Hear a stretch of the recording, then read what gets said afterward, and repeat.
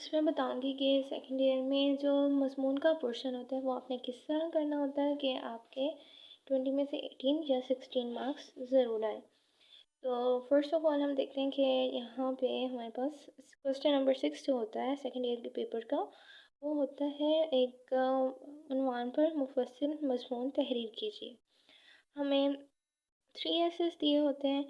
या तो किसी पर्सनालिटी के बारे में एक ऐसे होता है, नामा इकबाल या मुहसिन इंसानियत, या फिर किसी करंट इशू के बारे में होता है, या फिर किसी चीज़ की अहमियत के मतलब होता है।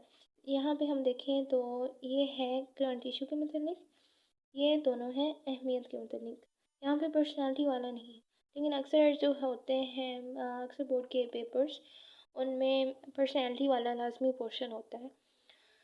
अच्छा, आज मैं आपको बताऊंगी कि इसको याद किस तरह करते हैं, और दूसरा मज़मून की लेंथ कितनी होनी चाहिए, उसमें कितने अशार ऐड करने चाहिए, उसके अशार को याद किस तरह करना चाहिए, और उसके वर्ड्स को कैसे हाईलाइट करना चाहिए, और कौन सी ऐसी टिप्स और ट्रिक्स हैं जिनको आप फॉलो करें तो आप 20 में से 18 मार्क्स या 16 मार्क्स इजीली स्कोर कर सकते हैं। तो आइए चलते हैं वीडियो की तरफ। फर्स्ट ऑफ ऑल ये जैसे है उर्दू हमारी कौमी ज़ुबान, तो यहाँ पे मैंने कुछ आउटलाइन बनाई हुई है। आप ऐसे किया करें क्योंकि जो है सेकंड ईयर के मज़मून वो बहुत ही लंबे होते हैं और याद करने बहुत मुश्किल होते हैं। तो आप आउटलाइन बना के हर पैराग्राफ की छोटी सी हेडिंग बना लें तो आपको इस तरह पैराग्राफ याद रहते हैं। वो एज अ हिंट आपको हेल्पफुल होते हैं और आप उस हिंट की मदद से आप पूरा पैराग्राफ अच्छी तरह तैयार कर सकते हैं। तो यहाँ पे मैंने कुछ आउटलाइंस बनाई हुई हैं। 20 पैराग्राफ्स थे और मैंने 20 ही हेडिंग्स बनाई हुई हैं, जैसे कि आप देख सकते हैं। उर्दू हमारी कौमी ज़ुबान, इसकी ये देखें मैंने हेडिंग्स बनाई हुई हैं 15, ये 16, 17, 18, 19, 20 इलाकाई ज़बानों के मुकाबले में उर्दू ज़्यादा मुअस्सर ज़रिए इशार। तो ये तो हो गया कि याद किस तरह करते हैं, आउटलाइन बना के याद करें। और जो अशार हैं और रेफरेंसेस बाकी हैं उनको या तो आप करें कि अपनी वॉइस में रिकॉर्ड करके अपने फ़ोन में रख लें, लेकिन अगर आपके पास पर्सनल फ़ोन नहीं है तो आप इस तरह करें कि स्टडी रूम में दीवार पे वो एक ही पेज पे लिख के वो हैंग कर लें, फिर आते जाते उसको याद कर लीजिएगा। तो 10 डेज़ में आपको अच्छी तरह याद हो जाएगा। या फिर आप उन रेफरेंसेस को एक पेज पे नोट्स में लिख लें अपने नोट्स में, और वहाँ पे स्टेपलर के थ्रू उन सारों को इकट्ठा कर लें और उनको फिर याद कर लिया करें। मैं ये रेकमेंड करूँगी कि आप एक पेज पे लिख के एक ऐसे आप याद कर रहे हैं ना, टीचर ने आपको साइन किया है तो आप उसको एक शीट पे लिख के दीवार पे लगा लें। इससे तो एक तो आपकी मार्कर की राइटिंग अच्छी हो जाएगी, मार्कर से लिख के लगाएं, और दूसरा ये कि आपकी स्पीड में भी इम्प्रूवमेंट आ जाएगी, आपकी राइटिंग में भी इम्प्रूवमेंट आ जाएगी, और तीसरा ये कि आपने जब लिख रहे होंगे आधे अशार तो आपको तभी याद हो जाएंगे, और जो बाकी रह जाएंगे वो आप आते जाते दीवार को देखिएगा तो आपको याद हो जाएंगे इजीली। तो इस पर आपको ज़्यादा एफर्ट भी नहीं करनी पड़ेगी। और चौथा फ़ायदा ये है कि आपको वो पानी की तरह याद हो जाएंगे और ना ही पेपर में भूलेंगे। जब आप स्कूल में सीरीज टेस्ट दे रहे होंगे तब भी नहीं भूलेंगे, और बोर्ड एग्ज़ाम्स में भी आपको बहुत अच्छी तरह याद रहेंगे।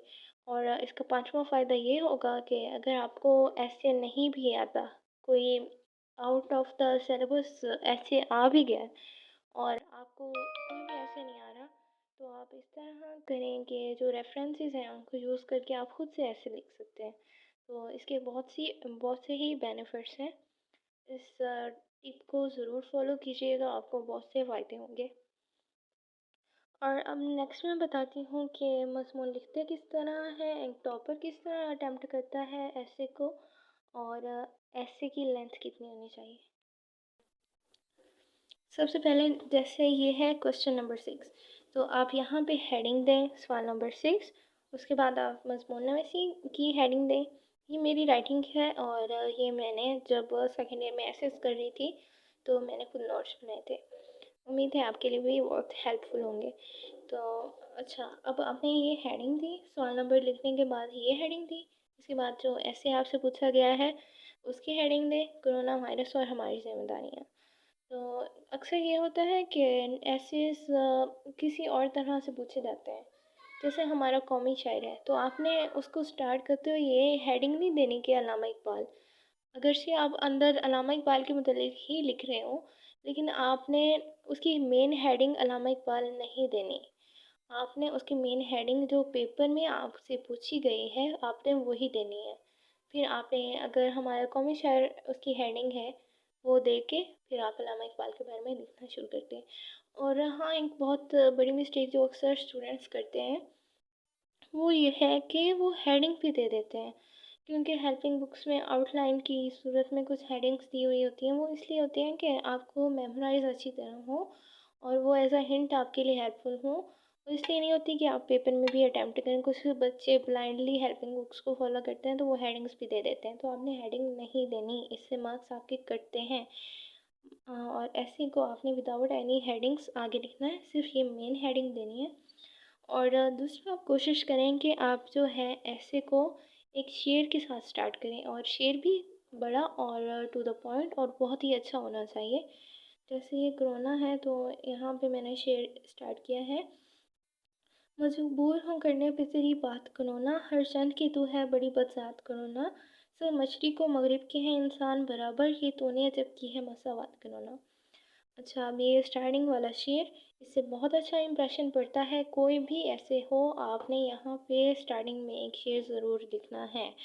फिर आपने इसको पैराग्राफ की सूरत में लिखना है, लेकिन हेडिंग नहीं देनी। और दूसरी ये चीज़ होती है उर्दू या इंग्लिश में, यहाँ पे आपने थोड़ा सा एक जगह छोड़ी, थोड़ी सी जगह छोड़नी होती है मार्जिन लाइन के साथ।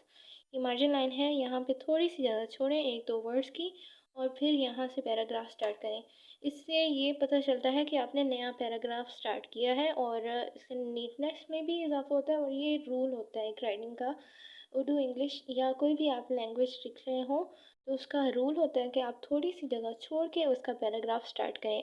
आप अक्सर बुक्स में देखें तो उसमें भी ऐसे ही लिखा होता है, अगर नया पैराग्राफ स्टार्ट हो रहा है तो वो थोड़ी सी जगह छोड़ के स्टार्ट हो रहा है, ताकि पता चले रीडर को कि नया पैराग्राफ स्टार्ट हो चुका है। आप भी इस तरह जगह छोड़ें ताकि एग्जामिनर को पता चले कि बच्चे ने नया पैराग्राफ स्टार्ट किया है। अच्छा, यह फर्स्ट पेज है, दो हेडिंग्स है, दो अशार हैं, और जो इम्पोर्टेंट वर्ड्स थे उनको मैंने हाईलाइट किया हुआ है। चलते हैं नेक्स्ट पेज पे। लिखने की ज़रूरत नहीं है, क्योंकि ना तो आपके पास इतनी कैपेसिटी होती है कि आप 2.5 घंटे में 10 से ज़्यादा पेजेस का ऐसे लिखें। दूसरा, आपके पास ना इतने पेजेस होते हैं, और तीसरा, आपके पास इतना टाइम भी नहीं होता।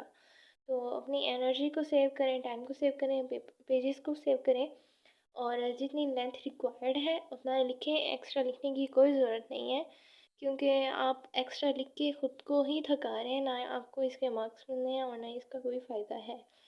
तो 8 to 10 पेजेस इनफ है। और अगर आप 8 to 10 पेजेस का लिख रहे हैं तो आप 16 to 20 अशार या रेफरेंसेस उसमें ज़रूर ऐड करें। फॉर एग्ज़ाम्पल, ये मेरे पास ऐसे है, तो यहाँ पे एक मैंने स्टार्ट में लिखा है शेर, ये दूसरा, फर्स्ट पेज पे मैंने 2 लिखे, ये सेकंड पेज है, ये थर्ड पेज है, ये फोर्थ, और ये फिफ्थ पेज है, ये सिक्स पेज, ये सेवन्थ पेज है, ये एट्थ पेज है, ये नाइन्थ पेज है, ये है 10th, ये 11th, और ये 12, ये 13 और ये 14। ये यहाँ पे ज़्यादा लिख रहे हैं, लेकिन अगर आप लग रहे हैं, लेकिन अगर आप बोर्ड की शीट को देखें तो ये 8 to 10 पेजेस का ही बनेगा, क्योंकि वो ज़्यादा चौड़ी होती हैं। यहाँ पे मार्जिन लाइंस की वजह से ये ज़्यादा बड़ा लग रहा है, लेकिन ये 8 to 10 पेजेस का ही होगा जब आप बोर्ड की आंसर शीट पे लिखेंगे। अब हम काउंट करते हैं कि इसमें रेफरेंसेस कितने हैं 8 to 10 पेजेस के एक ऐसे में। 1 2 3 4 5 6 7 8 9 10 11 ये 12 13 14 15 ये 16 17 18 ये 19 ये 20 और ये 21 ये 22। तो एक ऐसे में 8 to 10 पेजेस के ऐसे में अगर 20 रेफरेंसेस हैं तो वो इनफ है, और इससे ज़्यादा लिखने की ज़रूरत नहीं है। और इसके अलावा जो चीज़ है राइटिंग, मुझसे पूछते हैं कि राइटिंग किस तरह की होनी चाहिए, तो देखिए मेरी राइटिंग इतनी ज़्यादा ख़ास नहीं है, लेकिन नीट लुक ज़रूर है। तो आपने, अगर आपकी राइटिंग जैसे भी है, ट्राई करें कि आपके पास अभी तो टाइम है, अभी से अपनी राइटिंग को इम्प्रूव करें। लेकिन आप नहीं कर पाते तो अपने नीटनेस का ख्याल रखना है, और अपनी स्पीड को मेंटेन करते हुए राइटिंग की नीटनेस को भी देखना है, और उसकी खूबसूरती को भी देखना है। लेकिन स्पीड का भी ख़ास ख्याल रखना है, क्योंकि आपके पास इतना टाइम नहीं होता कि आप स्लोली स्लोली लिखें, और इससे आपका पेपर भी पूरा नहीं होगा। अच्छा, दूसरी चीज़ है कि लास्ट में भी आप बहुत अच्छे रेफरेंसेस लिखें। जिस तरह स्टार्ट करें ऐसे का लास्ट में भी उसी तरह लिखें, और इसकी हर चीज़ को, खूबसूरती को, नीटनेस को, सीक्वेंस को, हर चीज़ का ख्याल रखें। और दूसरी बात ये है कि ऐसे का पोर्शन आप लास्ट में करें, क्योंकि ये बहुत बड़ा होता है, और लास्ट में आप फिर जितने पेजेस आपके पास बचते हैं, अगर आपके पास 8 पेजेस बच रहे हैं तो आप 8 पेजेस का लिख लें, 10 पेजेस बच रहे हैं तो 10 का लिख लें। और दूसरा, ये बहुत ही लंबा होता है और इसके 20 मार्क्स होते हैं, तो अगर आप 7 या 6 पेजेस का भी लिख लेते हैं, अगर आपके पास खुदा न खास्ता टाइम मैनेज नहीं हो सकता और कम टाइम बच जाता है, तो आप 6 पेजेस का भी अगर लिख लें ना, तो आपको 15 मार्क्स ज़रूर मिल जाएंगे। तो इसको कोशिश करें कि इसको लास्ट में करें, और इन टिप्स को फॉलो करें। इंशाल्लाह आपके बहुत अच्छे मार्क्स आएंगे। मेरी वीडियो को लाइक करें, चैनल को सब्सक्राइब करें और वीडियो को शेयर भी करें। Thank you.